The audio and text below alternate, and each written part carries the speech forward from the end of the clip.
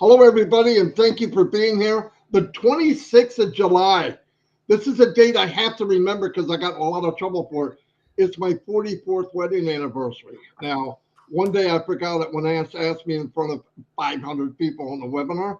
But anyway, I'll never forget it again because my wife was in the background, called me an idiot. So anyway, yeah, we're shining a light again on a gentleman, Don Parker. I've chatted with him a few times in the past. Unbelievable human being. Without a doubt, you're going to see that real soon. I want to touch on one thing, though. Yesterday, we had 360, and we heard from Mufareh, and some of it was gut-wrenching for most of us because of what he's going through. We don't know the details, but I don't need to. It's not good. But I know one thing. I've been here 5.5 years. I can't think of one day I didn't do something with Onpassive. And I've looked for this company for 35, 40 years. Without a doubt, a company like this, it's even bigger and better than I thought. I have never met an individual that cares more about people than Mufareh. Not one on the whole planet. So I'm with him till the end. I think we all are. And I was really happy to see that he got to hear how much people care for him. And they're back and they're with him no matter what. I felt bad for what's going on. Whatever it is, it's not good, but it's in good hands. He will not quit. And I believe this too. And I know some people don't want to hear it, but I don't care. He runs the business by God. He believes in God. He prays about it all the time. We all pray together, and it's pretty powerful. And get the chance, watch it. He doesn't talk that much on there, but as always, listen to the people's comments. It was very powerful yesterday. Really, really, it was enjoyable. Anyway, I'm going to turn it over to Chris. He's going to introduce this guy, and we're going to kick it up a notch. Go ahead, Chris. Good morning, Marty. I know you're in the background there, buddy Don. I want to say a couple things here real quick. I want to say happy birthday to Bruce Gerstein. Brucey, I love you, baby. Good. I hope you have a great day. And Marty, you said you were married for 44 years. Is that what you said? Because I text Dawn and she said it feels like 106. But anyway, but anyone else that has a birthday, happy birthday. There's a lot of people that we're praying for, and this next guy I'm bringing on always sends me some nice prayers and a good conversation. He's a God-fearing guy. He's got a beautiful family. He's got a beautiful outlook. He's very, very handsome. And he's he's all around good guy. But I want to introduce my brother, who I'm very fond of. Mr. Don Parker is going to tell us a little bit about himself. Don, take your time, do whatever you got to do, and let's have some fun, brother. Thank you. I am so excited to be here. I appreciate you guys so much. I have really enjoyed these Shine the Light segments because you get to know a little bit about people that you've been saying hi to now for me a little over 4 years. And it's just kind of cool to figure out who people really are, not just a name and a couple of lines here in a chat box. So I'm not a shy guy. Anybody that knows me will tell you that. But I was telling these guys earlier, at 66, I can tend to ramble and get off track a little bit. So what I did is I wrote my story out, the parts that I feel like were pertinent to my journey to Onpassive. And so if you'll bear with me, I'm just going to read through it. So if it looks like I'm looking away from the camera, it's because I am. But I've titled this my Onpassive journey, the how and the why. And so I just want to say, first of all, that I'm really thrilled and grateful to get to be here with these two guys. They're not just my heroes in Onpassive. These are two guys that I greatly respect because of their integrity, but they're also two guys that I consider my friends, and I'm proud of that. I've said this before. I believe that there's soon coming a day when people are going to come up to some of us founders and ask this question: how did you know? And my answer is going to be this: we simply focused on the character over the content, and we knew it would be worth the wait. So if I told you my whole story, it would get kind of long and complicated. and I might get emotional. So I'm going to do my best to just give you the Reader's Digest version. Otherwise, some of y'all are going to be going to sleep. But hopefully when I'm done, you'll have a pretty good snapshot of who Don Parker is. And when you see my name on the chat box or on Facebook, you'll go, yeah, I know something about that guy. To begin with, I live in Greer, South Carolina. It's pretty and green because it rains a lot here. But I've been here for the last 4 years, where I moved after living in Denver area for 35 years. Besides being a loyal founder of Onpassive, I'm a poet, an entrepreneur, I'm a singer and a songwriter. I play guitar. I love most all sports, but basketball is my thing. From a young boy, I loved playing in pickup games. I played in high school, played in rec leagues till I was into my 50s when my body finally said, don't you think we've had enough? I love music and old movies, but I want to tell you what's most important to me is that I'm a man of faith. I'm a biblicist, a prayer warrior, and I'm a man who's fiercely committed to his family. One of the things that I love most about this company is that this community has become like a second family to me. Even though I don't show my face a whole lot, I follow many of you on Facebook. We greet each other on the lives that I'm able to attend, and I'm looking forward to the day when we can meet face to face, maybe even in Marty's new living room. I love to travel, and I'm one of those oddballs that prefers to drive wherever possible. And in fact, we're headed out next week on a big, long vacation road trip to make several stops that's going to end up in Denver to visit my son and his wife and our brand new grandbaby, who's number 7, who was just born a week ago today. So like Chris, I was a car guy for most of my working life. My part of the business was on the other side though. Chris was in manufacturing, I was in the sales and service. I went to work for my first new car dealer in 1977, almost right out of high school. I spent the better part of the next 35 years doing service and parts and sales for many new car dealers from Ford, GM, worked for Porsche, Audi, and Volkswagen for a while, many others. I also spent a few years helping to manage some independent used car lots. I tried a few times to get out of the car business. I sold mortgages, even did door-to-door roofing sales. Living out in Colorado with the hailstorms that they have there, roofing sales is a lucrative business, but the car business was always in my blood. I remember I was only about 22 years old when I heard my first home-based business pitch. I don't even remember what company it was for, but I do remember that I was hooked. I became convinced that there had to be a way to work for myself from home, not punch a clock, not work on commission, and I was always trying to figure out how to do that, spending a good part of my spare time on it. I got into more opportunities than I can even remember, and I made some money, but I lost a lot more than I ever made. When the internet really began to boom, I thought, man, this is it. I spent a lot of time and what little money I had trying to learn to be an internet marketer. I never reached Marty's level because I was always trying to figure out how to do it on a shoestring budget.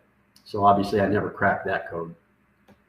I was married at the time to a wonderful woman named Karen, who really didn't have an entrepreneurial bone in her body, but she always believed in me and she supported my dreams. We had 3 great kids. And in 2012, our youngest was about to graduate high school, and we were beginning to anticipate that empty nest stage of our lives. We were looking forward to our retirement years. But on June 6th of 2012, it was my birthday, and our youngest had just graduated the week before. But on that day, our whole world turned upside down. After a couple of months of trying to figure out why Karen was having trouble with her right hand going numb and losing some use of her right hand, we went to the chiropractor and he convinced us to go get a CAT scan. We learned that Karen had a tennis ball sized tumor on the left side of her brain. And after a series of MRIs and other tests, we learned that it was indeed cancer. She had a grade 4 GBM, which I learned is a glioblastoma metaforma.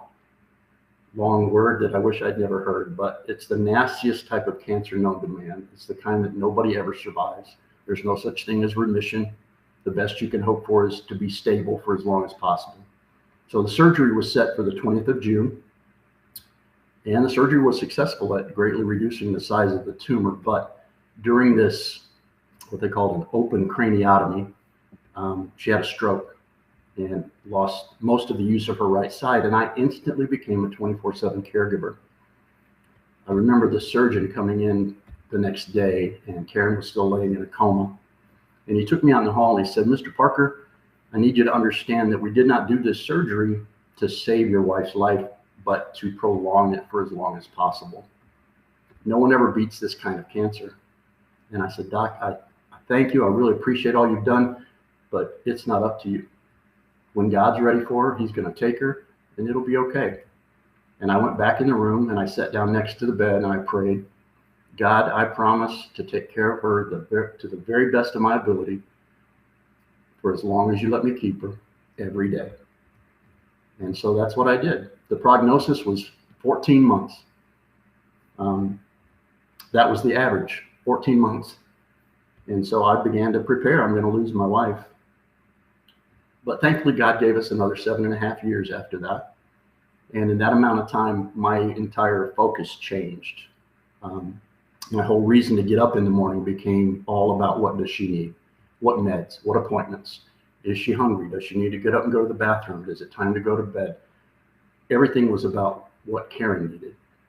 And it changed me as a person.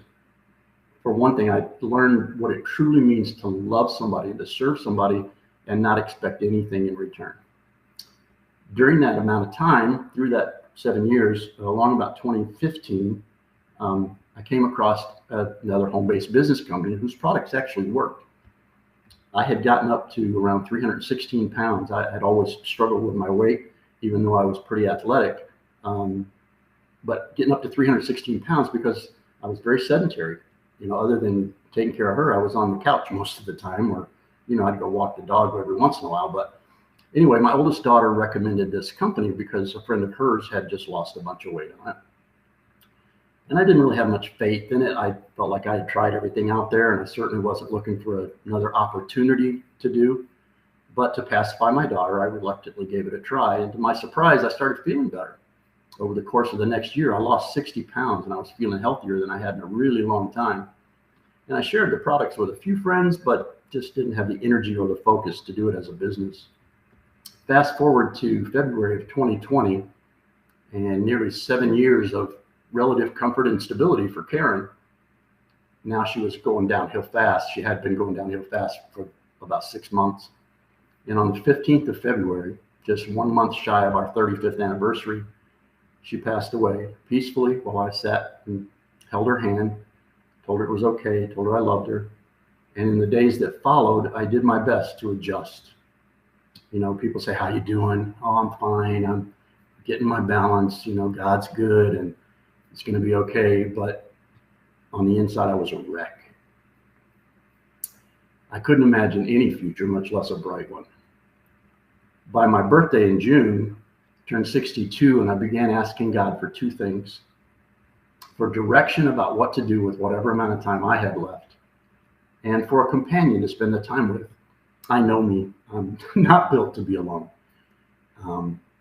So I started thinking about this company whose products I was still using, and I began to search for a way. I thought maybe there's a way that I could pay somebody to do the marketing for me. I've got these products that I like, and I respect this company, but I just am not up for doing the marketing and all of that stuff. And so after all I had been through for the last 8 years, basically, the anxiety and depression that would come over me, I just didn't have that desire anymore to do anything, but I knew I needed something to do. About a week after that, I saw a small ad pop up on Facebook, and it said 100% done for you. What's that about? It piqued my curiosity. And so I answered the ad, and it sounded like it could be what I was looking for. I'm really glad, by the way, that the company didn't stay in that design, because it's grown so far beyond my wildest imagination. I thank God every day for what I can see coming. And to be honest, if what I can see coming now had been promoted then, I probably would have passed, because I would have thought, man, that's just too good to be true. There's no way that could happen. Anyway, that led me to watch a couple of Mike Ellis videos. And that led me to this guy, MARTY in Jersey, of all places, who was doing a YouTube live every day. I almost instantly connected in my spirit to who Marty is as a person. His passion for the company was infectious, and that convinced me that this was something different. And for $97, I said to myself, Self, you asked for direction. This looks like it could be the answer, and you'd be crazy not to go for it.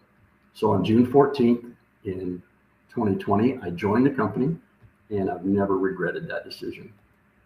Just as a side note here, I remember when Chris came on the scene, my first impression was the opposite. You see, by the time that Chris showed up, I was already a big fan of Marty's. We had already begun to form a friendship. We talked a couple of times. We'd done a co-op together. But as most of us know, Marty does tend to run late. Some might say that Marty has a dysfunctional relationship with the clock. Anyway, when I first began to notice Chris, he was constantly saying, Marty, you're fired for being late. And that just hit me the wrong way because I felt like he was hammering on my guy. But what I learned about Chris, several things actually. First, he's got sort of a quirky sense of humor that I didn't get at first. But second, this is a guy with a heart for people as big as anybody I've ever been around. And that began to draw me in. And then I began to understand that he's also a man of faith who believes in the power of prayer. So now we've got some things really in common. And the more that I've gotten to know Chris, the more I've really begun to love him as a friend and a brother. I learned that he's not just the funny guy in the room, but he really is a man of great character. And it just goes to prove that you can't judge a person by your first impression, and that it takes all kinds to make the world go round. And in Onpassive, that is certainly true. Every one of us in this company is important. We all have a part to play. We all have a way that we're going to eventually do this company, and they all mean something. They all have value. Anyway, as I've watched the company evolve and as I've come to know who Ash is as a person and as a businessman, as I've met and followed so many quality people in this company, I am more convinced than ever that this was the best business decision I could have ever made, no matter how long it takes. Oh, and by the way, the second part of that prayer back in 2020, a couple of months after that, in August, I just by chance reconnected with an old friend from high school who turned out to be the answer to that second part of that prayer. And we started talking and never stopped. And in January of 22, we got married. And she is also a founder. And we have a lot of plans and dreams for how Onpassive is going to impact our lives and what it's going to allow us to do. We're going to have the uncommon freedom that I've always prayed for. Uncommon freedoms, that ability to do what I want, when I want, where I want, how I want, and never have to think about money.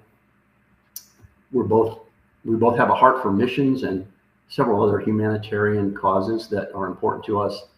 And so we're looking forward to having the ability to take care of ourselves and our family, and then be able to travel the world and leave a trail of blessings behind everywhere we go.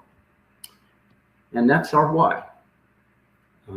So now when you see me online or in a chat room, you'll know a little bit about who Don Parker is.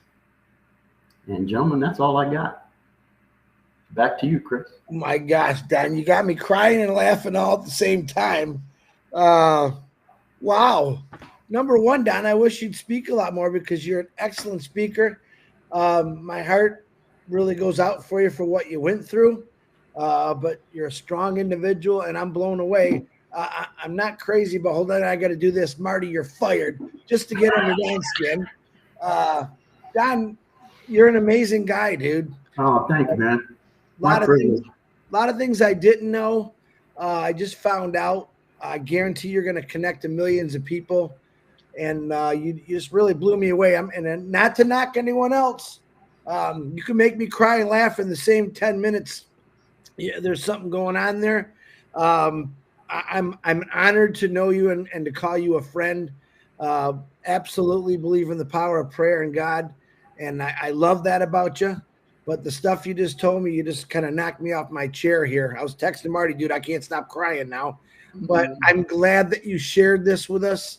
It's not easy to talk about, I'm sure. But, man, I'm so glad you did, Don. I love you for that, brother. I really do. Thank you. Thank you. I told you it took me a while to get myself pumped up to be able to get through it. So that's why I wrote it out. Don was texting me, Chris, how long? I said, Don, you take however long you want. And then he had like a sense of relief I felt through the phone. Oh, so it was it was great, Don. I'm so glad we got in here. And Eric, you hear me? That's the guy. Eric, I always over here, down here, but Eric was talking about you last night. And he definitely wants, I don't know why anyone would want to hang out with you, Don. Oh, man. He's an amazing guy. Marty? Yeah. Let me say something, okay? Jabberjaw. Don, fantastic. Really. I expected greatness and you exceeded it without a doubt. It was you spoke from the heart, and this is my why. This is part of my why. Really, it is. I love putting a spot on people. I believe you should lift people above yourself. You shouldn't be so proud that you think you're the smartest one in the room or the best in the room or whatever. And yeah, you will inspire a lot of people. You did me. So no, this is man, this was really good. This was a very good one. And you're a unique individual, and you definitely have you're one of God's children. I can see that. So yeah, it was very good, Don. Thank you so much. And you said my privilege. You said some pretty amazing things in here, Don, that I'm sure Marty is gonna piece together and put out. Powerful, very powerful words. And I know where you get those powerful words from that big guy up there and what you've experienced. And sometimes we go through things that we don't want to go through, but we have to. And you stuck with it for a very long time because you put someone above you. You loved your wife to the end, and I'm proud of you for that. Life beats you down, but your character is determined on how you respond to it. Exactly. And you've got an awesome character. Without a doubt. Guys, I prayed several times this morning. God, please don't let me screw up. You did not. You were perfect. Well, let me tell you something. I pray too, and it's not a very nice prayer because I said if anybody's going to screw up, make sure it's Chris John. And I mess up all the time, but that's me. That's who I am. I appreciate you guys so much. You have no idea. I really do. I think what you just showed the world.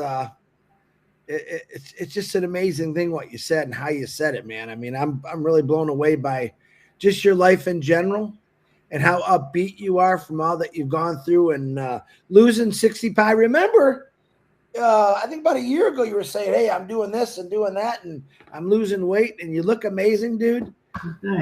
You just keep doing what you're doing. Bad for an old fart. Yeah. You said you're 66. 66 last month, yeah. Oh my gosh! Well, I know. See, Marty, don't we feel bad now? I know I do. Yeah. He looks good, man. Yeah. I'm trying, man.